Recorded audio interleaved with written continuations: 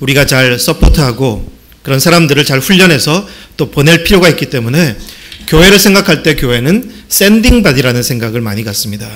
누군가를 잘 준비시켜서 보내는 곳. 하지만 주님의 참 뜻은 이미 우리가 센트 바디, 이 세상 속에 보내진 사람들, 나 한 사람 한 사람이 내가 속한 지역사회에 보내졌고 나의 가족에게 보냄받았고 나의 일터에 보내졌고 우리 뉴질랜드 땅에 우리가 이미 심겨졌고 보내졌다는 것, 그것을 기억하기를 바라십니다. 오늘 우리가 살아가는 세상에서 우리는 특별히 어떤 사람들에게 박수갈채가 이제 전해지는 것을 봅니다. 그리고 부러움을 사게 되는 사람들이 있습니다. 올림픽의 메달리스트처럼 정말 치열한 훈련을 통해서 결국 자신이 이루고자 하는 메달을 얻게 됐을 때 우리는 그에게 박수갈채를 보내고 그렇게 결국 경쟁에서 승리한 사람을 부러워합니다. 우리도 우리에게 있는 목표가 그렇게 이루어지기를 바라고 우리도 메달이라면 그 메달을 따게 되기를 바라는 마음이 있습니다. 하지만 그런 사람들보다 더 박수갈채를 받게 되는 사람이 있습니다. 그 사람은 어떤 사람이냐면 올림픽의 메달 과정에서도 종종 발견하게 되는 사람이기도 한데 저는 한번 그런 장면을 본 적이 있습니다. 마지막 마라톤의 마지막 과정에까지 이르게 되었는데 다들 지쳐가고 있는데 누군가가 쓰러져 버렸습니다. 사실 그러면 나머지 사람들은 쓰러진 사람을 뒤로 하고 계속 결승점을 향해서 달려가야 하는데 뛰던 사람이 그 사람 앞에 멈추고 쓰러진 사람들을 부축혀 세워주고 함께 걷기 시작하는 것입니다. 자연히 그 사람은 자신의 원하는 시간에 도착할 수가 없었습니다. 메달을 목에 걸 수도 없었습니다. 넘어진 한 사람, 쓰러진 그 한 사람을 부축해서 함께 어깨를 하고 걸어가는 그의 모습은 많은 사람들의 마음에 감동을 가져다 줍니다.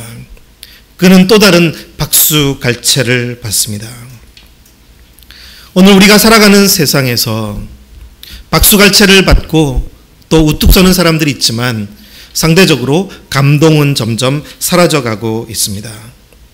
국가와 민족들을 살펴보더라도 예전의 역사 속에서는 때로 특별한 어려움과 고통을 받는 민족들에 대하여 먼저 잘 준비된 민족과 나라들이 아낌없이 양보하고 지원하는 감동적인 이야기들이 많았습니다. 하지만 오늘은 어쩌면 세계화의 거대한 흐름 속에서 다들 치열한 경쟁 구도 속에서 조금이라도 더 밀리지 않으려는 몸부림이 더 커졌습니다.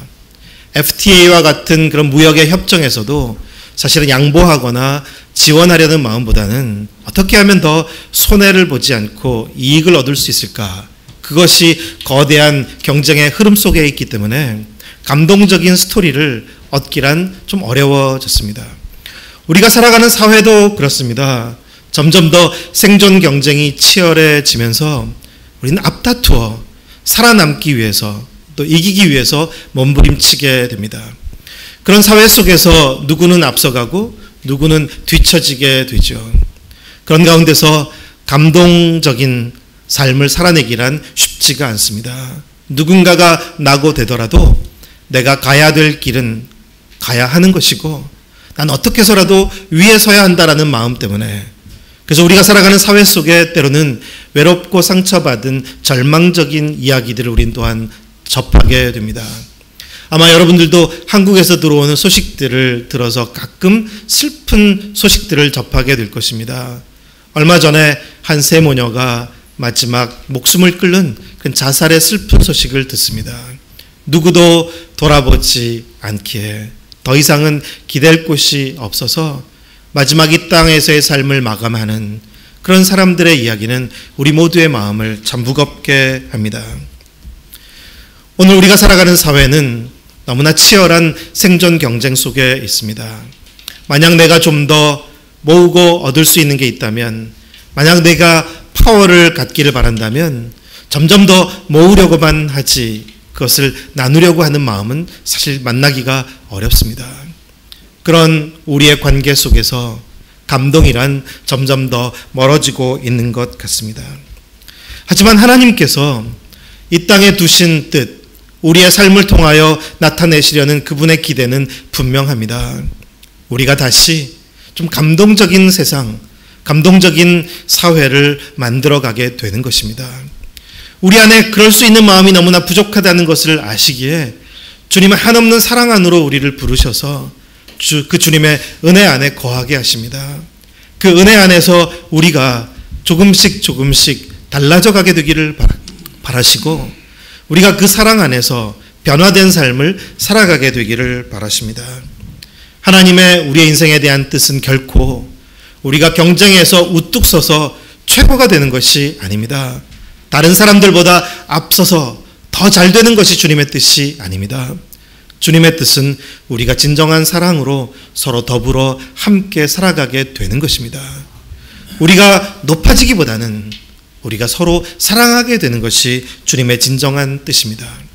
하나님은 그런 하나님의 감동이 있는 세상을 원하십니다. 구약 성경을 읽어보면 하나님께서 택하신 이스라엘 백성, 그 선택받은 민족에게 다른 어떤 민족에게도 주어지지 않았던 특별한 법이 주어진 것을 보게 됩니다. 안식년과 희년의 법에 대해서 여러분들은 들으셔서 또 알고 계시는 분들이 있을 것입니다. 그 법을 가만히 살펴보면 7년째 안식년이 되면 땅은 우선 쉬게 하라. 그래서 그 땅에서 나는 자연스럽게 나타나는 소산을 먹고 또 가난한 이웃들이 얼마든지 그것을 얻을 수 있도록 하라는 배려의 말씀이 있습니다. 또한 그 안식년 7년째가 되면 종이 되었던 사람들은 다시 이제 자유인이 되어서 풀려나도록 그렇게 하나님은 말씀하셨습니다. 그리고 또 빚진 사람이 있었다면 그 빚은 다 탕감해 주어라, 면제해 주라는 그런 말씀을 주셨습니다. 그리고 그런 7년이 7번 지나가서 희년 50년째가 되면 땅도 다시 원주인에게 처음 하나님께로부터 분배받았던 땅으로 돌아가서 이제 경작할 수 있는 그런 희년의 날이 주어지게 되었습니다. 예수님께서 이 땅에 처음 오셔서 회당에서 성경을 펴서 읽으신 본문은 바로 희년에 관련된 말씀이었습니다. 은혜의 해를 선포하러 오셨던 예수님, 그 예수님을 통해서 하나님의 진정한 뜻이 어떤 것인지 이제 우리는 계속 배워왔고 또 배우고 있습니다. 근데 구약의 하나님께서 택한 백성에게 왜 그런 법을 주신 것일까 좀 생각해 보게 됩니다. 우리가 알듯이 사람들이 이 땅을 살아가는 삶에는 어쩔 수 없이 높낮이가 생깁니다. 누구는 좀 더 앞서서 빨리 갈 수 있게 되고 누구는 사실은 어쩔 수 없이 뒤처지게 되고 낙오되게 됩니다. 누구는 부지런해서 누구는 게을러서만 꼭 그렇게 되는 것일까요? 그렇지 않습니다. 이스라엘 민족도 12지파가 각각 흩어져서 살아가게 될 때 어떤 곳에 있는 어떤 가정은 갑자기 병들거나 사고가 나서 죽게 되면 가족 모두가 어려워지게 됩니다. 또 어떤 지역은 병충해가 나서 농사를 망치게 되면 상대적으로 어려운 처지에 놓이게 됩니다. 그러면 어쩔 수 없이 다른 곳에서 도움을 얻기도 하고 빌리게 되기도 하고 남의 집에 가서 종살이도 하게 되는 거죠. 근데 그런 시간이 계속 진행되다 보면 한쪽은 점점 더 여유 있고 넉넉하게 살아가게 되고 한쪽은 어쩔 수 없이 종살이하는 것처럼 힘들게 되는 것입니다. 그것은 자연스러운 것입니다. 하나님은 그것에 대하여 정죄하지 않으십니다. 참 신기한 것은 안식년과 희년 제도에 대해서 하나님은 법을 만들어 주셨지만 신기하게 처벌 규정이 없습니다. 안식일법을 안 지킨다고, 희년법을 안 지킨다고 하나님의 처벌이 있지 않은 것입니다. 그러면 잘 지킬까요? 안 지킬까요? 안 지키겠죠. 실제로 이스라엘이 안식년과 희년법을 잘 지켰다는 성경에 이런 기록이 없습니다. 지키기 어려운 거죠. 하나님은 왜 처벌 규정을 두지 않으셨을까요? 그것은 이것이 악에 의해서 이루어진 것이 아니라는 것을 아시기 때문이죠. 높낮이가 생기는 것은 자연스러운 일이기도 해서 하나님은 그것에 대하여 분노하지 않으십니다. 하지만 하나님께서 택한 백성에게 왜 이 법을 주신 것일까요? 하나님은 이 백성이 서로를 그저 남으로 보게 되기를 원치 않으셨던 것입니다. 같은 하나님의 은혜를 입은 동족, 하나님의 사랑을 입은 가족처럼 바라볼 수 있게 되기를 바라신 것입니다. 그래서 누군가는 잘 됐고 누군가는 어려워졌을 때 그것이 영구적인 것이 되지 않도록 서로를 헤아려 주는 마음이 있어서 그래서 좀 더 다시 새로운 기회를 줄 수 있게 되기를 바라신 것입니다. 그래서 다른 민족과는 달리 하나님께서는 이스라엘 백성에게 이런 법을 통해서 더불어 함께 살아가는 길을 격려해 주신 것이죠. 누가복음 3장 5절 6절에 보면 이런 말씀을 주님께서 우리에게 나타내 주십니다. 주의 길을 예비하라. 그분의 길을 곧게 하라. 모든 골짜기는 메워지고 모든 산과 언덕은 낮아질 것이며 굽은 길은 곧아지고 험한 길은 평탄해질 것이다. 그리고 모든 사람들이 하나님의 구원을 보게 될 것이다. 이사야 선지자를 통하여 보여주셨던 예언의 말씀을 또한 기록하고 있습니다. 하나님의 뜻이 무엇인지, 하나님의 뜻은 높고 낮음이 있었던 세상 속에서 감동이 있는 하나님의 통치하시는 나라를 세워가게 되기를 바라시는 것이고, 그래서 모두가 함께 하나님을 찬양하게 되는 그런 사회를 기대하시는 것입니다. 하나님께서 원하시는 것은 감동이 있는 그런 세상입니다. 앞서 읽었던 미가서 6장 8절의 말씀은 그런 하나님의 뜻을 담고 우리에게 말씀하시고 있습니다. 하나님께서 원하시는 것이 무엇인지, 그것은 공의에 맞게 행동하고 또 긍휼을 사랑하고 겸손히 내 하나님과 함께 행하는 것이라고 말씀하고 있습니다. 하나님께서 원하시는 것. 공의에 맞게 행동한다는 것은 공의를 외치고 말라는 것이 아니라 무엇보다도 먼저 우리가 하나님의 공의를 알고 그 공의를 따라 살아가라는 그런 부탁을 하고 있습니다. 그것은 하나님께서 내게 주신 것이 내 것이 아니라 하나님께서 맡겨주신 것이기에 우리에게 필요한 것은 주인의식이 아니라 청지기의식이 필요한 것이고, 마치 이스라엘에게 주셨던 안식년과 희년 제도의 경우처럼 나에게 이런 풍성함을 주셨다면 하나님께서 그것을 통해서 내가 그것을 잘 사용하고 분배하게 되기를 바라신다는 것, 그것이 하나님의 공의임을 기억하고 그 법을 주신 하나님의 뜻을 따라 살아갈 수 있기를 주님 기대하시는 것이죠. 하나님의 마음, 하나님의 뜻을 따라 내게 있는 것이 내 것이기 전에 하나님의 것이며 하나님께서 나에게 맡겨주신, 나는 청지기이기에 내게 주신 은사, 물질, 시간, 그 모든 자원들을 하나님의 뜻에 맞게 사용하고 분배하도록 그렇게 부름받았다는 것입니다. 그리고 또한 긍휼을 사랑하는 것, 긍휼을 사랑한다는 것은 왜 하필 사랑이라는 표현을 썼을까요? 우리가 알듯이 사랑은 그냥 잠깐 나오는 감정이 아닙니다.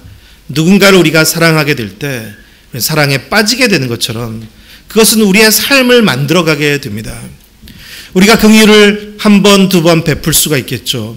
하지만 긍휼을 사랑하게 된다는 것은 그것이 늘 내 마음에 채워져 있어서 그것이 나의 삶이 되고 라이프 스타일이 되는 것입니다. 내가 계속해서 하게 되는, 저절로 베풀게 되는 긍휼.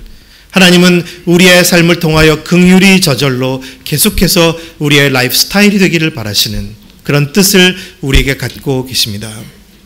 그리고 또한 겸손히 내 하나님과 함께 행하는 것, 그것은 어떤 부르심일까요? 때로 우리가 공의에 맞게 행동하고 긍휼을 잘 베푸는 사람이 되면 아마 다른 사람들 가운데 좀 주목받게 될지도 모르겠습니다. 왜냐하면 세상 사람들과 너무나 다르게 사는 것이니까요. 이기적이지도 않고 너무나 소중한 삶을 살아내고 있기 때문에 사람들의 칭찬이 자자할지도 모르겠습니다.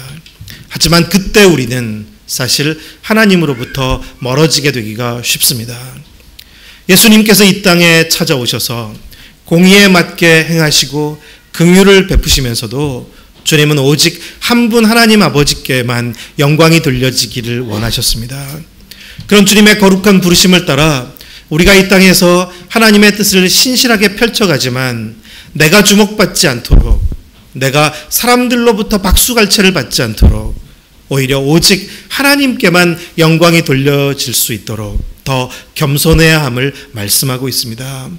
또 우리가 결코 주님보다 앞서가지 않도록, 또 뒤처지지도 않도록 주님의 속도에 맞춰서 살아갈 수 있게 되기를 주님 바라시는 것이죠. 그런 주님의 거룩한 부르심이 미가서 말씀 속에 기록되어 있습니다. 간절히 바라는 것은 우리 모두에게 하나님께서 주시는 은혜와 진리가 충만해서 이 미가서의 말씀을 우리 성도들이 삶 속에서 실천해 갈 수 있게 되기를 소원합니다. 그래서 하나님께서 기뻐하시는 삶을 살아가는, 그래서 감동을 세상 속에 주는 축복의 통로가 되기를 축원합니다. 때로 우리는 그런 거룩한 부르심을 알고는 있지만 그것을 우리가 할 만한 능력을 갖고 있지 않다고 생각할 때가 있는 것 같습니다. 제가 여러분에게 한 가지 질문을 드릴까요? 여러분은 강한 사람입니까? 약한 사람입니까? 여러분은 넉넉하십니까? 부족합니까? 때로 우리는 우리가 강하다는 생각을 갖기 어렵고 우리가 넉넉하다라는 생각을 갖고 살아가기가 어렵습니다. 특히 우리가 이민자로 이제 이미 주류로 살아가는 사람들 틈바귀 위에 소수자로 살아갈 때 우리는 상대적으로 약하다고 보여지고 상대적으로는 파워도 적고 우리가 할 수 있는 일이 많지 않다고 생각하기가 쉽습니다. 하지만 오늘 로마서의 말씀을 한번 생각해 볼까요? 로마서 15장 1절은 어떻게 시작하고 있습니까? 우리 강한 사람들은 이라고 사도 바울이 말하고 있습니다. 우리 강한 사람들은 왜 그렇게 표현한 것일까요? 우리 강한 사람들은 우리가 예수 그리스도 안에 있기 때문입니다. 하나님의 크신 은혜 안에 우리가 이미 있기 때문입니다. 우리가 가진 것이 많아서 혹은 우리가 세상에서 지위가 높고 세상적인 파워를 가졌기 때문이 아니라 하나님의 크신 은혜가 우리를 두르고 있고 크신 하나님, 선하시고 신실하신 하나님, 부요하신 하나님께서 우리와 함께 하시기 때문에 그 하나님께서 우리를 위하시기 때문에 우리는 약하지 않은 것입니다. 마치 다윗이 골리앗 앞에 설 때 상대가 되지 않는 작게 보이는 한 사람이었지만 너는 칼과 창으로 내게 오지만 나는 만군의 여호와의 이름으로 내게 간다는 것처럼 그 다윗이 작지 않고 강할 수 있었던 것처럼 그리스도 예수 안에 있는 우리 성도들은 세상 속에서 결코 약하고 작은 자들이 아니라 강하고 그리고 하나님의 크신 은혜를 입고 있는 사람들인 것입니다. 바울은 그래서 고린도후서 6장 10절에서는 우리 성도들에 대해서 이렇게까지 고백하고 있습니다. 우리가 가난한 사람 같으나 많은 사람을 부유하게 하고 아무것도 없는 사람 같으나 모든 것을 가진 사람입니다. 그때 바울은 가진 게 없었습니다. 사실 세상적인 지위도 갖고 있지 않았습니다. 하지만 이렇게 고백합니다. 가난한 사람 같지만 많은 사람을 부유하게 하고 아무것도 없는 사람 같지만 모든 것을 가진 사람이다. 초대교회의 신자들, 성도들이 그렇게 살았습니다. 그들은 주류 사회 속에 끼어 있지 못했고 상대적으로 마이너리티로 소수자로 살아가고 있었지만 그들은 약하지 않았습니다. 그리스도 안에서 강한 사람으로 그들은 살았습니다. 그래서 오히려 주변에 있는 많은 사람들을 부욕해 하고 아무것도 없는 사람 같았지만 모든 것을 소유한 사람처럼 그렇게 당당하게 살아갔던 것입니다. 로마서 15장의 말씀은 그렇게 그리스도 안에서 강한 우리가 어떤 부르심을 받고 있는지 진정한 강한 사람 내 세 가지 특징을 우리에게 보여주고 있습니다. 그 첫 번째는 연약한 사람들의 약점을 감싸주는 것입니다. 우리 강한 사람들은 연약한 사람들의 약점을 감싸주고 개역 성경에는 약점을 담당하고 라고 기록하고 있습니다. 우리가 살아가는 세상에서의 강자는 어떤 특성을 갖고 있나 먼저 생각해 봅니다. 세상에서의 강자가 된다는 것은 우리가 약자였을 때는 힘들고 버거운 인생의 짐을 지고 살다가도 막상 강자가 되면 파워를 갖게 되면 우리는 이제 그렇게 살지 않아도 됩니다.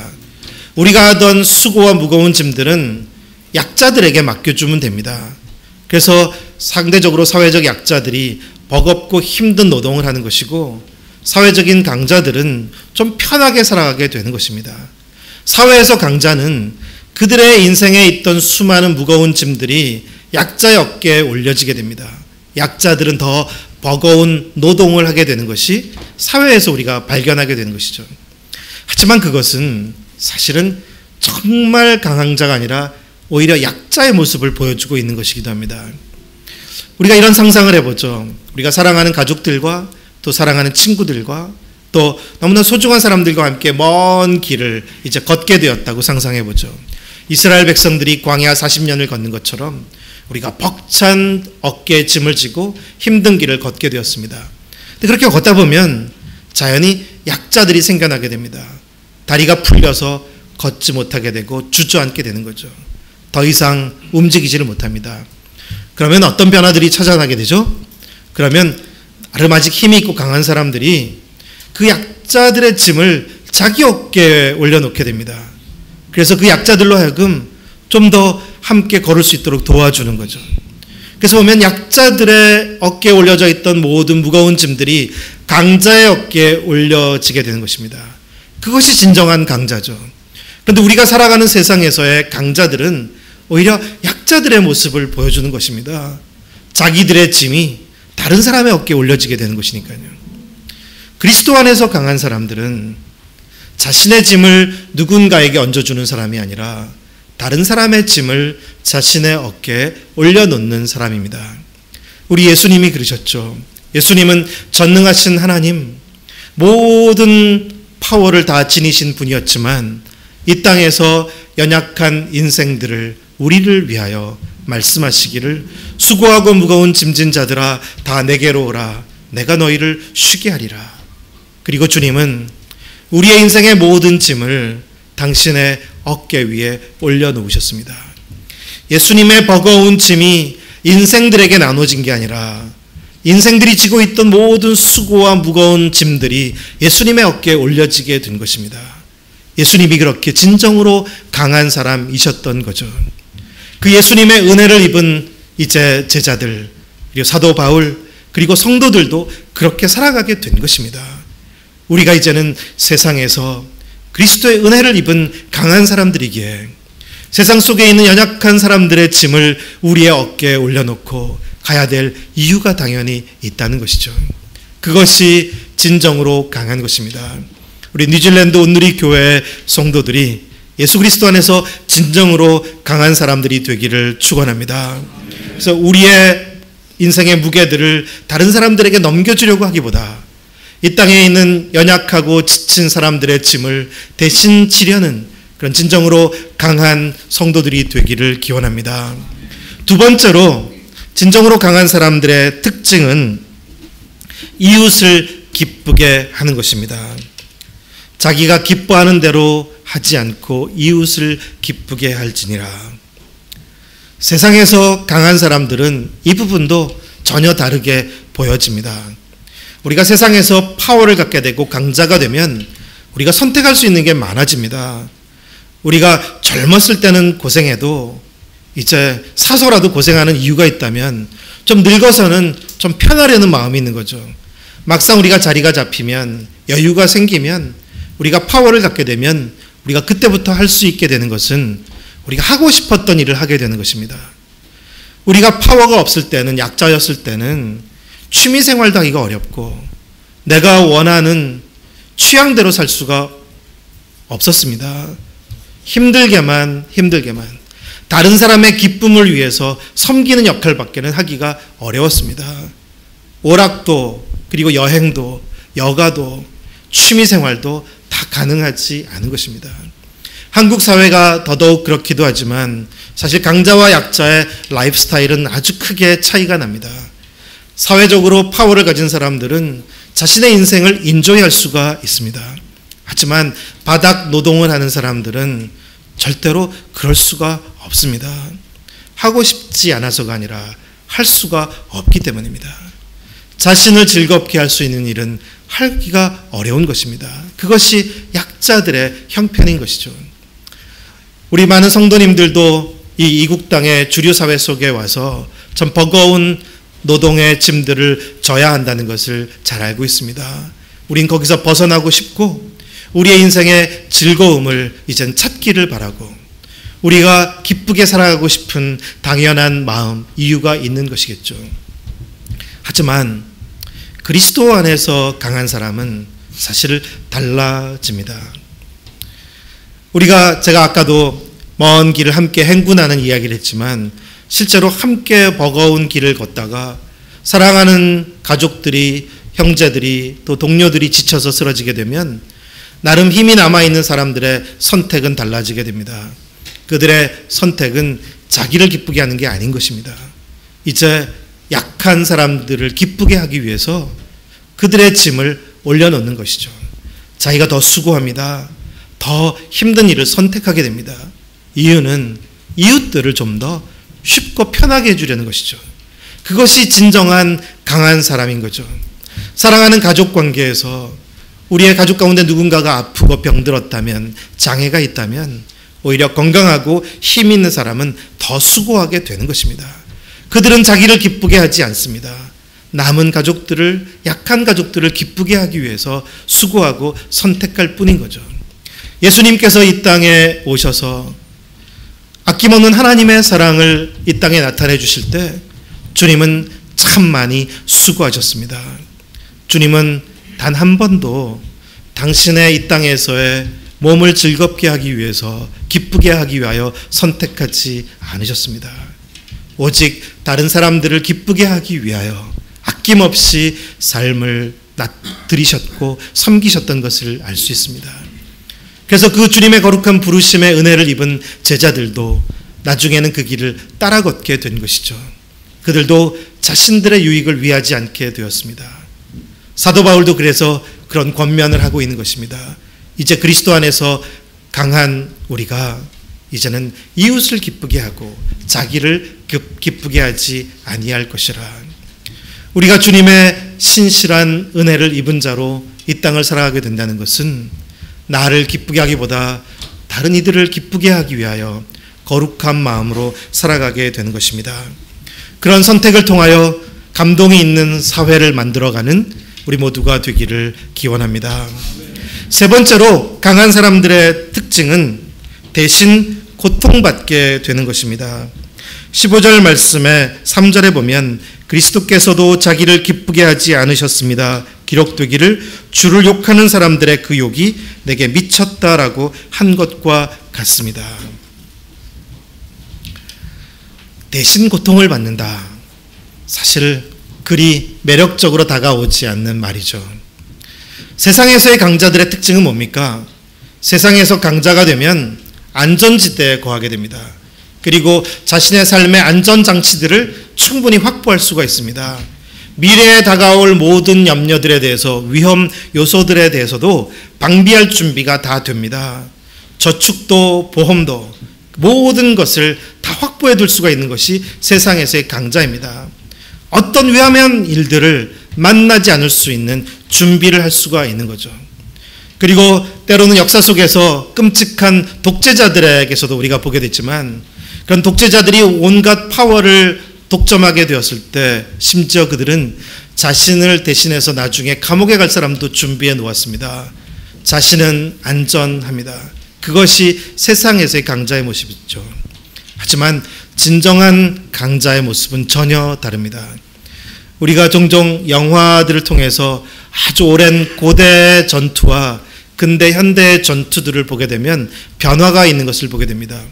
고대 전투에서 리더는 어디에 있습니까? 맨 뒤에 있나요? 맨 앞에 있나요? 맨 앞에 있습니다. 그래서 칼과 창, 화살이 날아오는 가장 맨 앞에 리더가 있습니다. 리더는 뒤에 있는 수많은 부하들과 백성들을 위해서 가장 앞서서 온갖 위험한 것들을 몸으로 맞닥뜨리는 사람이었습니다. 그가 리더였습니다. 하지만 근데 현대 전투로 오면서 리더는 더 이상 맨 앞에 있지 않습니다. 맨 뒤에 후방에 있습니다. 많은 부하들이 앞에서 쓰러져도 리더는 안전한 곳에 있습니다. 사실 뭔가 아쉬운 변화가 찾아오게 된 것을 보게 해주는 거죠. 사랑하는 예수님은 이 땅에 하나님의 크신 은혜를 입은 진정으로 강한 분으로 우리에게 찾아오셨습니다. 그 예수님은 십자가에서 홀로 온갖 수모와 모욕, 그리고 채찍을 당하시면서 십자가에 쓰러지셨습니다. 그 예수님의 고난과 죽음, 그 고통은 누구를 위한 것이었습니까? 바로 우리가 받아야 될 온갖 모욕과 수치, 형벌과 고통을 주님 대신 받아주신 것입니다. 우리를 안전하게 하시려고 주님이 온갖 고통을 대신 겪으신 것입니다. 그것이 진정으로 강한 그분이 우리에게 보여주신 사랑이었습니다. 그 사랑을 배우게 된 제자들과 그리고 진정 이 땅에서의 초대교회 때의 성도들은 주님께서 걸으셨던 그 발자취를 따르게 된 것입니다.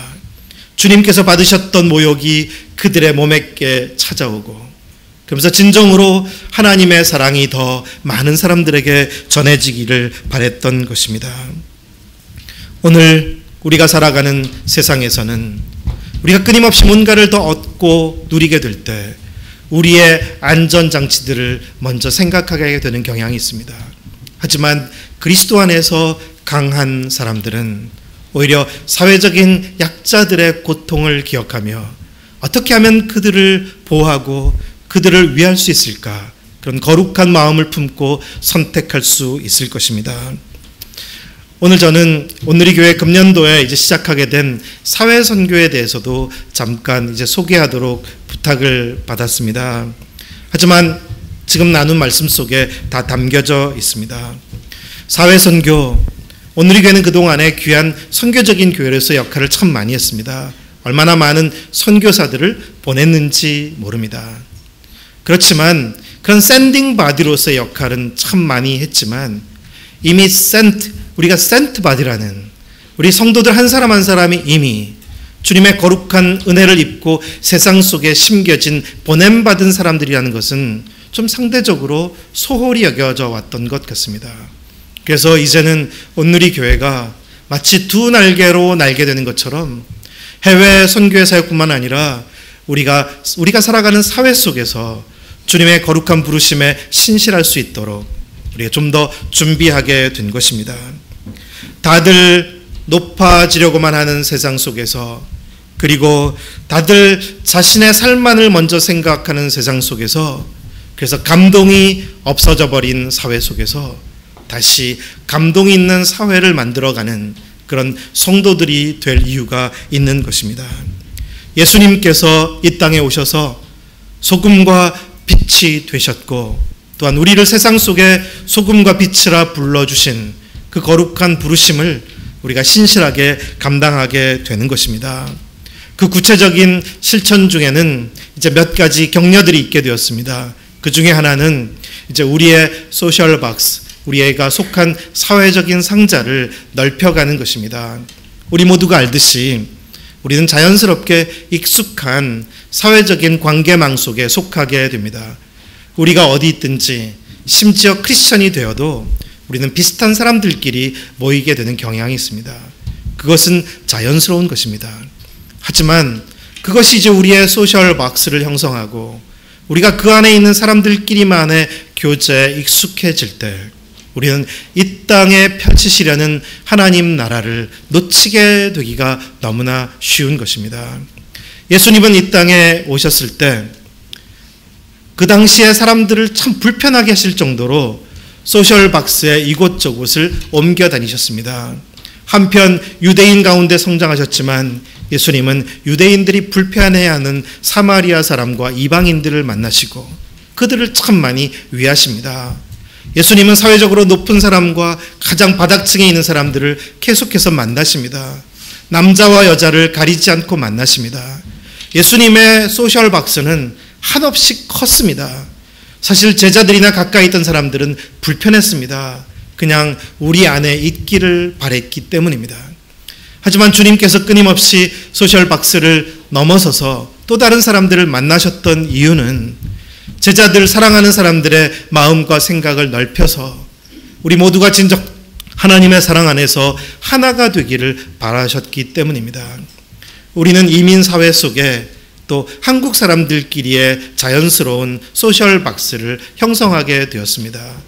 그것은 우리에게 필요한 것이고 소중한 것이기도 합니다. 하지만 주님께서 우리를 뉴질랜드 땅에 이미 심으셨고 보내신 주님의 기대와 뜻이 있다는 것을 기억할 때 우리의 작은 소셜 박스를 넘어서서 바깥을 좀 내다보고 그것을 넘어서는 거룩한 부르심이 있다는 것을 우리가 잊지 맙시다. 그래서 우리가 다른 민족들과도 교제할 수가 있고 우리와 전혀 다른 소셜 박스에 있는 사람들에게 주님의 사랑이 흘러가게 하는 그런 축복의 통로가 되기를 소원합니다. 또한 두 번째로는 우리가 좀 더 실체적으로 계속해서 그동안에는 위를 바라다 보며 계속 좀 더 올라가려는 상승 욕구가 우리의 삶을 움직여 왔다면 우리의 사회 계층 속에 더 낮은 곳에 있는 사람들을 내다볼 수 있는, 바라볼 수 있는 그런 마음을 더 기르게 되기를 소원합니다. 위를 바라보면 위축이 되고 위를 바라다 보면 낙담이 될 수도 있겠지만 그리고 화가 날 수도 있겠지만 사실 아래를 내려다보면 긍휼한 마음이 생기는 것이고 미안한 마음도 갖게 될 것입니다. 그때 우리의 마음과 삶은 다르게 움직여질 수 있을 것입니다. 예수님은 이 땅에 오실 때부터 계속해서 낮아지려고 찾아오셨습니다. 하늘 높은 보좌를 버리시고 낮은 이 땅에 오신 예수님은 이 땅에서도 사회적 약자들의 친구가 되기 위해서 계속 아래로 가셨고 섬기는 종의 모습으로 제자들의 발까지 씻겨주시며 가장 낮은 곳에서 종의 모습으로 살아가셨습니다. 그렇게 살아가심으로 사랑하는 제자들도 그 길을 함께 갈 수 있게 되기를 기대하셨습니다. 주님의 교회가 우리 한국이 지금은 참 위기를 맞고 있습니다. 개신교에 대한 평가가 아주 나빠졌습니다. 그 이유는 어쩌면 일제시대와 해방 후 초기에 우리 민족 모두가 바닥 아래서 힘들어 있을 때 교회는 그 바닥에 있는 어려운 사람들의 위로와 소망, 격려의 장소가 되었기 때문일 것입니다. 하지만 해방 후에 경제가 빨리 급성장하면서 크리스천들의 역할이 컸고 자연히 크리스천들이 사회에서도 많은 파워를 가진 지위에 서게 되었고 대통령들도 나오게 되었습니다. 그러면서 크리스천들은 사회에서 중산층 이상의 자리를 많이 갖게 되었고 교회도 나름 이제는 중산층들의 교회처럼 여겨지게 되었습니다. 상대적으로 가장 바닥 노동을 하는 사람들에게는 교회란 문턱이 좀 높은 곳, 사실 주일도 지킬 수 없는 노동을 하는 사람들에게 교회는 다가서기 어려운 곳이 되어버리고 말았습니다. 그래서 어쩌면 개신교에 대한 안타까운 평가들을 받게 된 것 아닐까 싶습니다. 우리가 우리의 안전과 행복이 아니라 사회적인 약자들의 고통을 주님과 함께 마음에 품고 아래를 내려다보며 우리의 삶을 선택해 갈 수 있을 때 감동은 다시 이 세상 속에 찾아오게 될 것이고 주님의 나라가 세워지게 될 것입니다. 사랑하는 성도 여러분, 주님께서 우리에게 주신 것들이 있습니다. 우리는 그것을 더 불리려거나 어쩌면 계속 지키려는 마음을 갖게 되기가 쉬운 인생입니다. 하지만 세상에 있는 사람들이 그 흐름 속에 있다 하더라도 그리스도 예수 안에 있는 우리는 이제는 다른 부르심을 받게 된 것입니다. 우리의 형편이 많고 크고는 중요하지 않습니다. 이미 우리는 충분한 주님의 은혜를 입었기에 우리는 다르게 살아갈 수 있는 것입니다. 우리에게 있는 것이 무엇이든 물질이든 시간이든 은사든 어떤 것이든 우리가 그것이 내 것이기보다 하나님께서 맡겨주신 것임을 기억하고 나누고 베풀고 섬기려고 할 때 주님의 아름다운 뜻은 우리를 통하여 이 땅에 펼쳐지게 될 것입니다. 이 거룩한 부르심을 따를 때 주님의 격려가 있습니다. 오늘 로마서 15장 5절과 6절을 함께 마지막으로 읽고 마치겠습니다. 15장 5절 6절 말씀입니다. 이제 인내와 위로의 하나님께서 여러분으로 하여금 그리스도 예수를 본받아 서로 같은 뜻을 품게 하시고 한 마음과 한 입으로 하나님 곧 우리 주 예수 그리스도의 아버지께 영광을 돌릴 수 있게 해주시기를 빕니다. 교회로 교회 되게 하는 것, 그것이 우리에게 주어진 너무나 소중한 과제입니다. 우리가 이민사회 가운데 우리의 필요를 위해서 교제권을 형성하는 그런 사교 모임이 아니라 예수 그리스도의 피값을 주고 사심받은 교회, 그래서 그리스도의 몸으로 부름받은 교회임을 기억하고 주님께서 우리에게 두신 그 거룩한 하늘의 뜻을 마음에 새기고 살아가는 축복의 통로가 되는 것입니다. 사랑하는 성도 여러분, 우리는 그리스도 안에서 강한 사람들입니다. 그 주님의 은혜를 입은 자로 은혜가 이 세상에 흘러가게 하는 축복의 통로가 되기를 주님의 이름으로 축원합니다. 우리 좌우에 있는 분들에게 이렇게 말씀으로 한번 격려할까요? 세상에 감동을 주는 우리가 됩시다. 하나님께 영광을 돌리는 우리가 됩시다.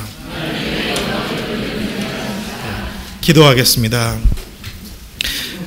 은혜로우신 하나님 아버지, 저희를 그 사랑 안에서 양육하여 주시고 격려하여 세워주심을 감사합니다.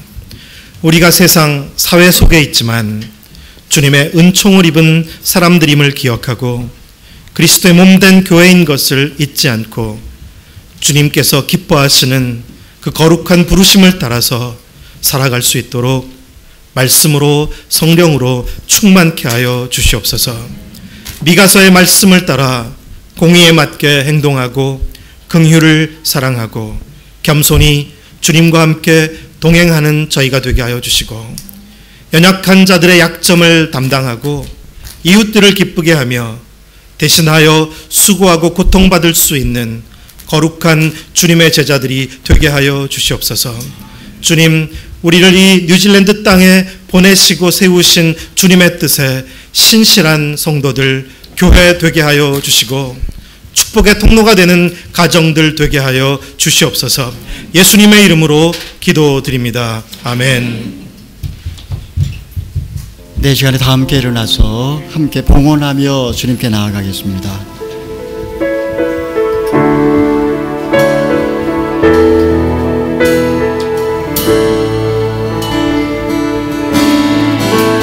시작됐네. 우리 주님의 능력이 나의 삶을 다스리고 새롭게 하네.